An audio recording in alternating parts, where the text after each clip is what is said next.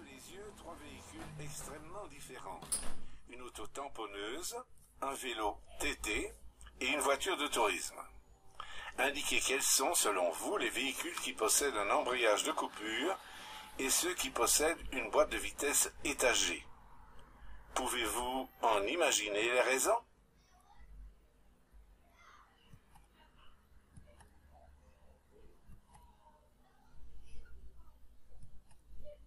Exact. L'auto-tamponneuse, comme la plupart des véhicules électriques, depuis le chariot élévateur jusqu'à la locomotive de TGV, n'a besoin ni d'embrayage de coupure, ni de boîte de vitesse étagée.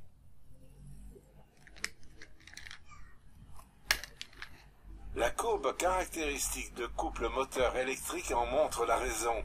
Elle présente un couple régulier depuis l'arrêt jusqu'à près du régime maximum.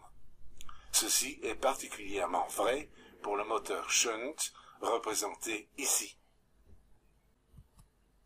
Exact. La bicyclette de grand-papa n'avait pas de vitesse.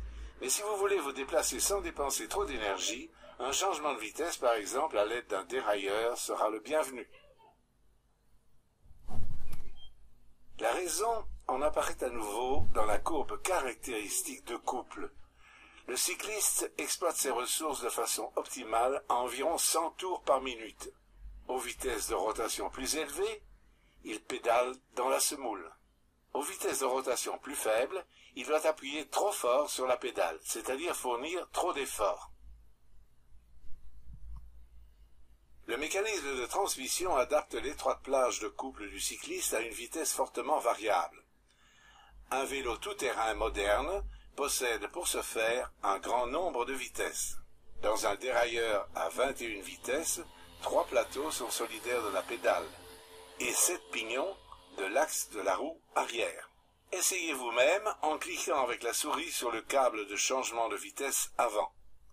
Tournez ensuite la pédale avec la souris.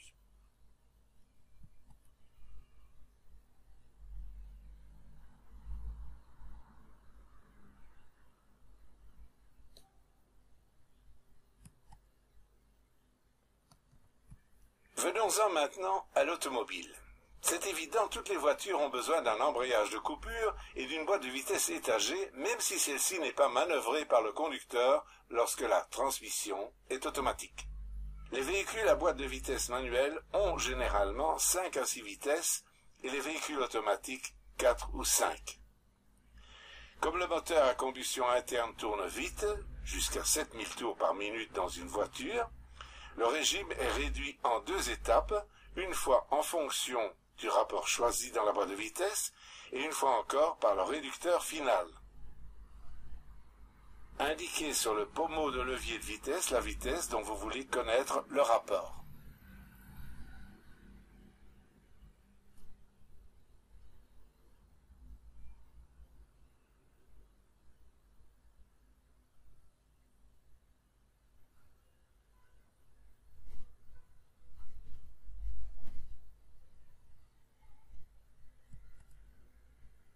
La boîte de vitesse étagée est, comme sur le vélo, nécessaire pour adapter la plage de couple limité du moteur à combustion interne à la vitesse de déplacement. Supposons que vous rouliez en deuxième avec votre véhicule. À chaque régime du moteur correspond une vitesse de déplacement.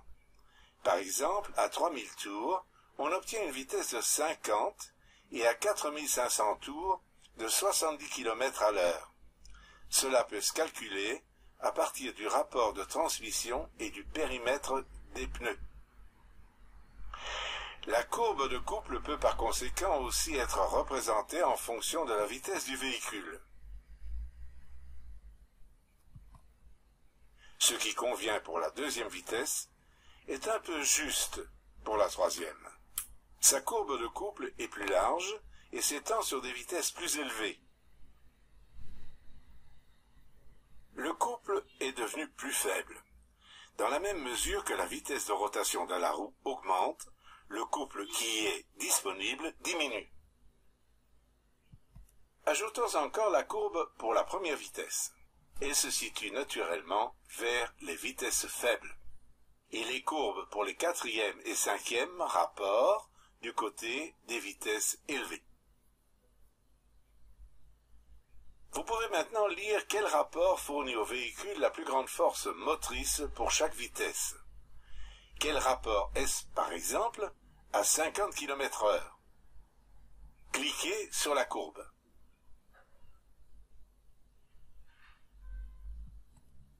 Exact, c'est la deuxième vitesse. C'est elle qui délivre le couple le plus élevé aux roues motrices. Lorsqu'un développement de puissance maximum est requis, on pousse les vitesses à fond, c'est-à-dire qu'on place les points de passage au régime limite.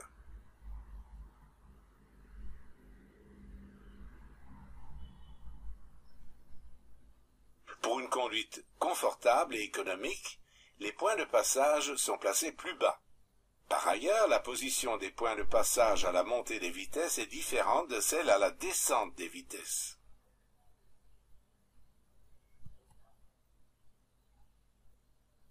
L'embrayage de coupure est nécessaire sur un véhicule automobile en raison de la conception même du moteur à combustion interne. Le moteur doit en effet tourner à une vitesse minimum pour ne pas caler.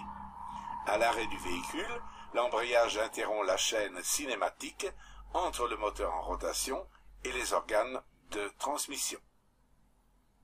Avec une boîte de vitesse manuelle, l'embrayage doit patiner au démarrage pour surmonter la différence de régime. De même, la boîte de vitesse manuelle n'autorise le changement de vitesse que sans charge. L'embrayage de coupure sert, là aussi, à séparer le moteur de la transmission, assurant ainsi l'absence de charge.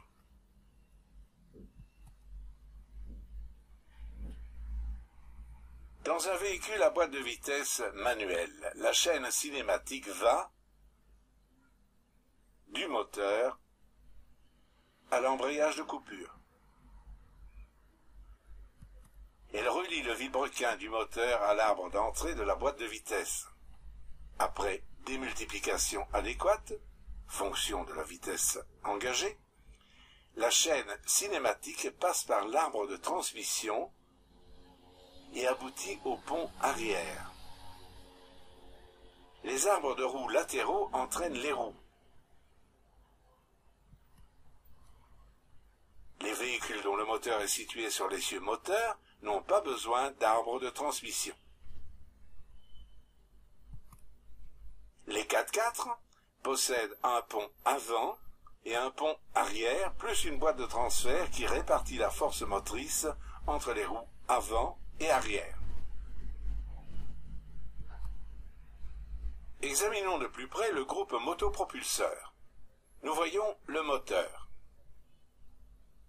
l'embrayage de coupure et la boîte de vitesse manuelle. Sur un véhicule automatique, la chaîne cinématique est tout à fait similaire. Le moteur, le différentiel, les arbres de roues et le châssis sont inchangés. Toutefois, à la place de l'embrayage de coupure, il possède un convertisseur de couple. Et à la place de la boîte de vitesse manuelle avec arbre intermédiaire, une boîte à train planétaire. Comme l'embrayage de coupure, le convertisseur de couple sépare, lorsque le véhicule est à l'arrêt, le moteur en rotation de la transmission au repos. Mais le convertisseur de couple remplit en outre d'autres fonctions que celles d'un embrayage de coupure. Comme nous le verrons par la suite, il peut être considéré comme une boîte de vitesse hydraulique, ce qui est la raison pour laquelle les boîtes de vitesse automatiques se contentent de moins de rapports que les boîtes de vitesse manuelles.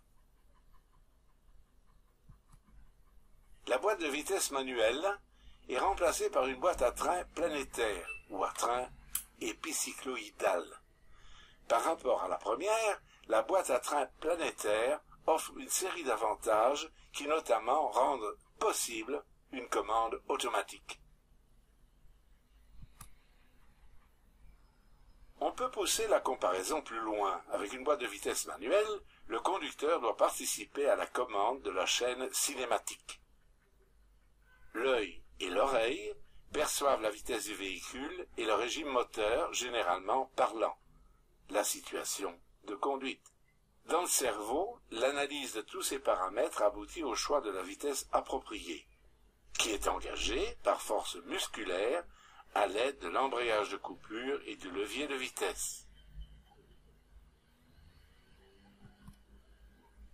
Dans le véhicule automatique, le conducteur est déchargé. Des capteurs enregistrent les conditions de conduite, tandis que la commande électronique de boîte traite ces informations pour sélectionner un rapport qui sera engagé par des éléments et organes hydrauliques de passage. Les boîtes de vitesse automatiques ont toujours eu la réputation d'être confortables, mais pour le reste, elles sont affligées de toute une série de préjugés. Elles sont molles, gourmandes en carburant et antisportives. C'est précisément ce reproche si fréquent de manque de sportivité que vous allez pouvoir réfuter vous-même lors de l'essai suivant.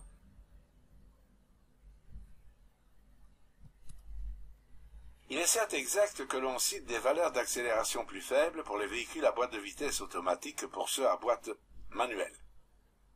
Cependant, les véhicules à boîte de vitesse manuelle ne sont pas plus rapides en pratique car la chaîne cinématique doit être interrompue lors des changements de vitesse.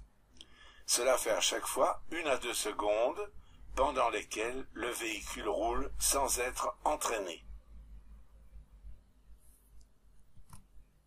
Seuls des pilotes d'essai entraînés sont capables de passer les vitesses en quelques fractions de secondes, obtenant ainsi les accélérations dont est créditée la boîte de vitesse manuelle.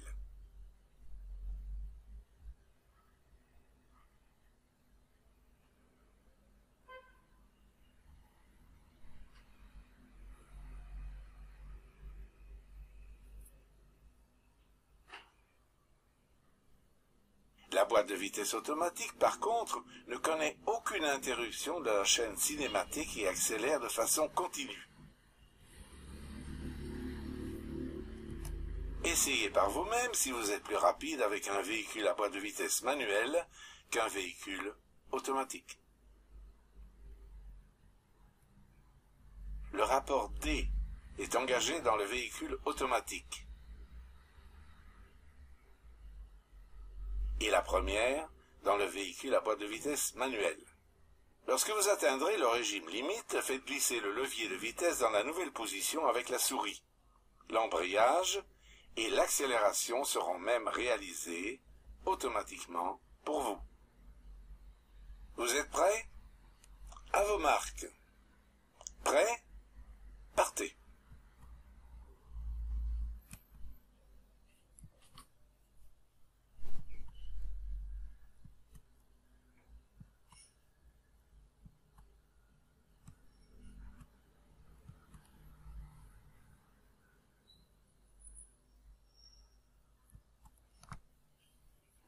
Résumons. Comme le changement de rapport s'effectue sans interruption de la chaîne cinématique avec une boîte de vitesse automatique, le véhicule accélère régulièrement et rapidement et ne cède que très peu de terrain à un véhicule à boîte de vitesse manuelle.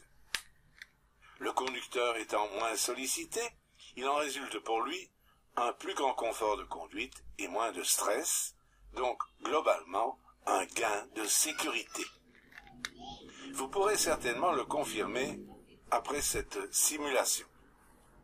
Les boîtes de vitesse automatiques modernes savent s'adapter à la situation de conduite en choisissant parmi plusieurs courbes caractéristiques ou en décalant celles-ci de manière progressive. Elles permettent ainsi aussi bien une conduite sportive, comme nous venons de le voir, qu'une conduite modérée. Le changement de rapport sans charge constante sollicite moins le groupe motopropulseur que la décharge et la charge qui se produisent lors de l'embrayage. Tous les organes moteurs sont ménagés grâce à la protection contre les fausses manœuvres. Les boîtes de vitesse automatiques modernes possèdent un rendement élevé. La surconsommation par rapport à une boîte de vitesse manuelle n'est plus significative et dans certaines situations, par exemple en circulation urbaine, les véhicules à boîte de vitesse automatique sont équivalents voire même plus avantageux. La construction des boîtes de vitesse automatiques actuelles fait appel aux méthodes de développement les plus modernes. Elle est basée sur les disciplines techniques suivantes: mécanique, électronique et hydraulique. C'est dans cet ordre que les thèmes de ce programme d'apprentissage vous sont proposés.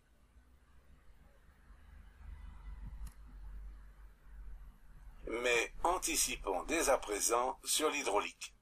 L'huile de boîte de vitesse remplit un certain nombre de tâches dans la boîte de vitesse et elle transmet la force dans le convertisseur de couple. Elle évacue la chaleur produite, elle lubrifie toutes les pièces mobiles, elle transporte les impuretés afin que celles-ci soient stockées dans le filtre à huile.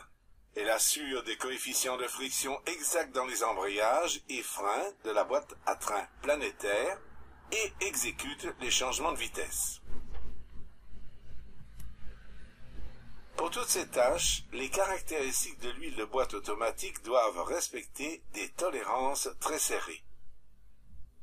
En particulier, la viscosité de l'huile de boîte automatique doit rester à peu près constante dans une plage de température de moins 30 degrés centigrades à plus 140 degrés centigrades. Les exigences imposées à l'huile de boîte automatique répondent à la précision des autres éléments structurels de la boîte. Lorsque vous serez appelé à effectuer une réparation ou une révision sur une boîte de vitesse automatique, vous devrez toujours contrôler le niveau de l'huile hydraulique et conformément au manuel de réparation et, si nécessaire, faire l'appoint ou la remplacer. Pour ce faire, utilisez uniquement l'huile de boîte automatique approuvée par le constructeur du véhicule et n'ajoutez pas d'additifs. L'emploi d'autres huiles que celles préconisées par le constructeur ou l'ajout d'additifs modifie les propriétés et est préjudiciable au fonctionnement et à la durée de vie.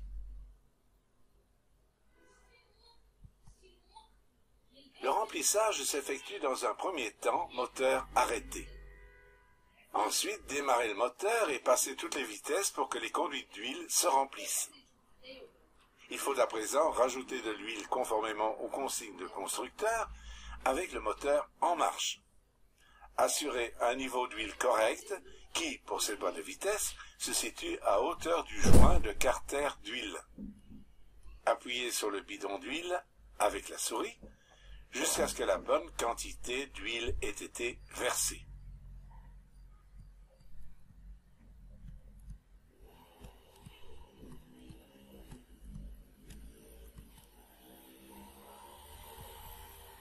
C'est correct.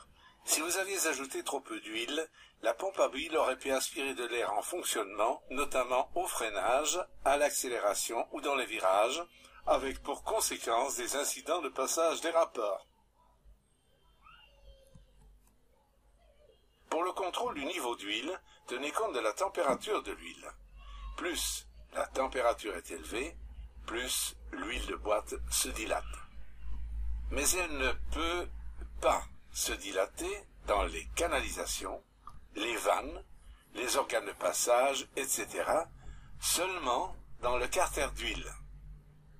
En particulier, la grande quantité d'huile contenue dans le convertisseur de couple refoule dans le carter d'huile quand la température augmente.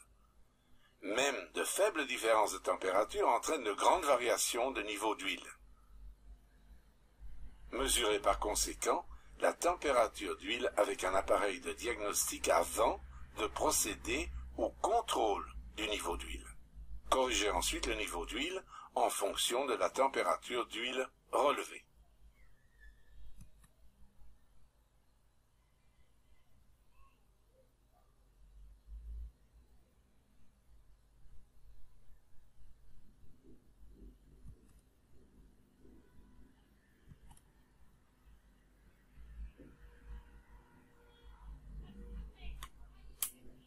L'énergie peut être retransmise par d'autres moyens que par les pièces mécaniques comme les arbres, les roues dentées, etc. Elle peut encore l'être par des liquides, comme on peut le constater clairement à l'exemple d'un appareil hydraulique. L'énergie potentielle de l'eau du lac de retenue est convertie en énergie cinétique dans les tuyaux de chute. Dans la salle des turbines, l'eau rencontre les aubes de la turbine et la met en rotation. L'énergie du mouvement rectiligne de l'eau est transformée en énergie de rotation de la turbine.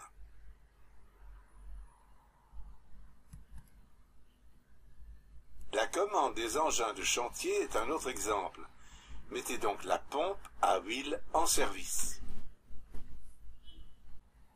Supprimez en pensée les tuyaux de la commande hydraulique, vous obtenez l'embrayage hydrodynamique. Celui-ci sera présenté dans un premier temps en guise d'introduction au convertisseur de couple.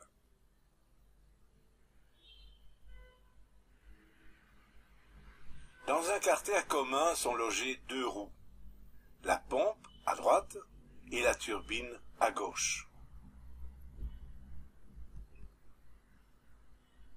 Les ailettes de la roue de pompe sont solidaires du carter. Celui-ci est mis en rotation par le moteur via le vilebrequin. La pompe entraîne l'huile par l'intermédiaire de ses aubes. Sous l'action de la force centrifuge, l'huile est projetée vers l'extérieur, déviée par les parois du carter et orientée vers la roue de turbine. Elle rencontre les aubes de la roue de turbine et met celle-ci en mouvement. Lorsque l'huile aura cédé une partie de son énergie cinétique, elle sera dirigée vers le centre de la turbine pour être retournée sur la pompe. La sortie s'effectue au moyen d'un arbre traversant la roue de pompe.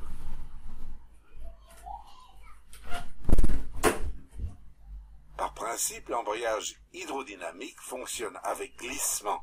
Lorsque le moteur tourne au ralenti, l'écoulement d'huile est faible. Peu d'énergie sera alors transmise à la roue de turbine. Le véhicule rampe à faible vitesse. Pour éviter cela, enfoncez la pédale de frein. Appuyez simplement dessus avec la souris. Comme l'embrayage hydrodynamique n'est pas fixé rigidement au moteur, le véhicule peut être arrêté sans que le moteur cale. Dans cette situation, l'embrayage hydrodynamique aura le même effet qu'un embrayage de coupure. Au régime moyen, la circulation d'huile dans l'embrayage hydrodynamique entraîne déjà la turbine avec un meilleur rendement. Appuyez sur la pédale d'accélérateur pour vous en rendre compte. Plus la roue de pompe tourne vite, plus elle communique d'énergie à la roue de turbine. La vitesse de rotation de la turbine se rapproche de celle de la pompe jusqu'à ce que finalement les deux roues tournent à la même vitesse. La roue de turbine n'atteint cependant jamais tout à fait la vitesse de la roue de pompe. Pouvez-vous vous imaginer pourquoi? Quelle en est l'explication exacte? Dans le cas limite d'une vitesse égale, l'embrayage serait soumis à une charge excessive. À vitesse égale, la circulation d'huile s'arrêterait. Elle ne pourrait plus transmettre d'énergie de la pompe à la turbine. Le coût de fabrication d'une pompe et d'une turbine possédant la précision requise serait trop élevé.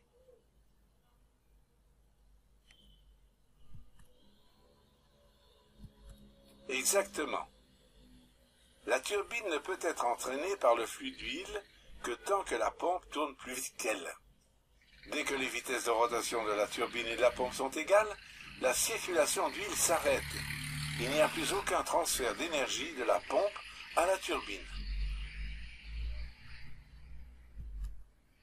La relation entre les vitesses de la pompe et de la turbine est décrite par le glissement. Le glissement exprime le pourcentage de perte de vitesse lors de la transmission de la pompe à la turbine. Calculez le glissement pour une vitesse de pompe de 2000 tours par minute et une vitesse de turbine de 1500 tours par minute. Quel est le bon résultat?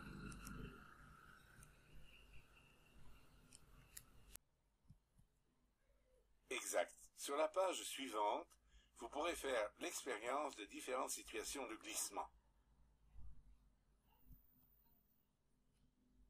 Lorsque le véhicule est à l'arrêt, le glissement est de 100% car la turbine est encore immobile. Vous voyez ce qui se passe quand vous accélérez. Plus la vitesse de la turbine augmente, plus le glissement diminue.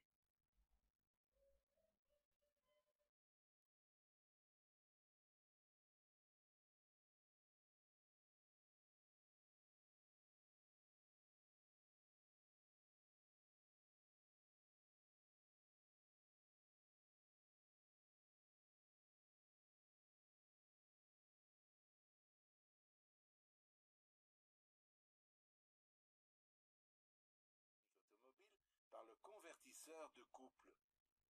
Ce qui importe, c'est de surmonter rapidement la plage du glissement nécessaire au démarrage et au changement de vitesse. Comme avec l'embrayage de coupure du véhicule à boîte manuelle, le couple doit être transmis dans un temps très court. On réalise cela à l'aide du convertisseur de couple.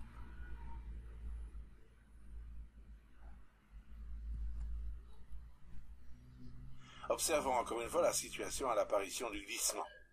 La pompe tourne rapidement et la turbine lentement. Comparez le convertisseur avec un engrenage à chaîne. Vous constatez que dans les deux, il se produit une démultiplication. Or, dans un engrenage, la démultiplication va toujours de pair avec une élévation du couple. C'est exactement cela aussi que réalise le convertisseur de couple.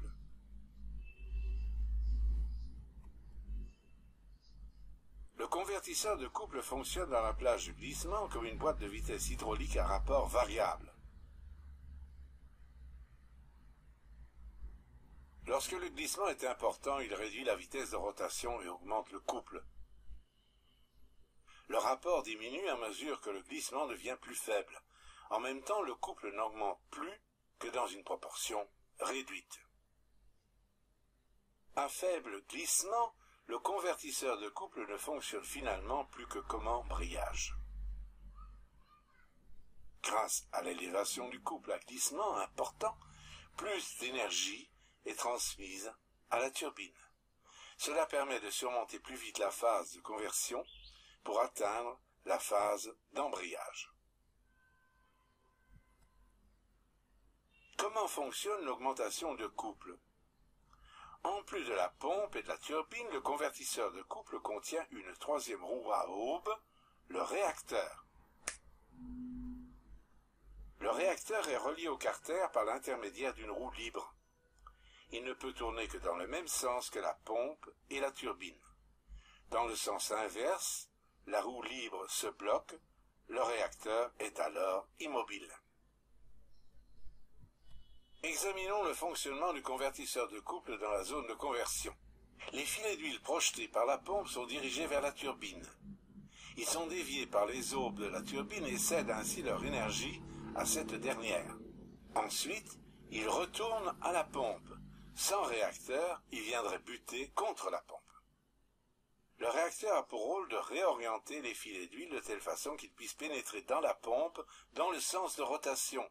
Le réacteur récupère l'énergie de retour. Au fur et à mesure que le régime de la turbine augmente, le réacteur perd de son intérêt. L'huile circule de plus en plus dans le sens de rotation de la pompe, l'amplification du couple par le réacteur diminue en proportion. À partir d'une certaine vitesse de rotation, le flux d'huile vient frapper la face arrière des ailettes du réacteur. Des ailettes de réacteur fixes seraient même gênantes pour la circulation de l'huile. Mais, comme le réacteur est monté sur une roue libre, il est entraîné dans le même sens que la pompe et la turbine. Autant le convertisseur de couple est utile au démarrage et au changement de vitesse, autant l'inévitable glissement dans la phase d'embrayage est fâcheux. Les boîtes automatiques modernes possèdent par conséquent un embrayage de pontage de convertisseur. Il s'agit d'un embrayage multidisque qui court-circuite le convertisseur de couple dans certaines situations de conduite. Cet embrayage est commandé hydrauliquement. À l'état fermé, la turbine est rendue solitaire du carter de convertisseur. On réalise ainsi, comme avec un embrayage de coupure, une liaison rigide entre le vilebrequin du moteur et l'arbre d'entrée de la boîte de vitesse. Il n'y a plus de perte par glissement. Vous voyez ici encore une fois les composants d'un convertisseur de couple. Munissez-les de leur libellé.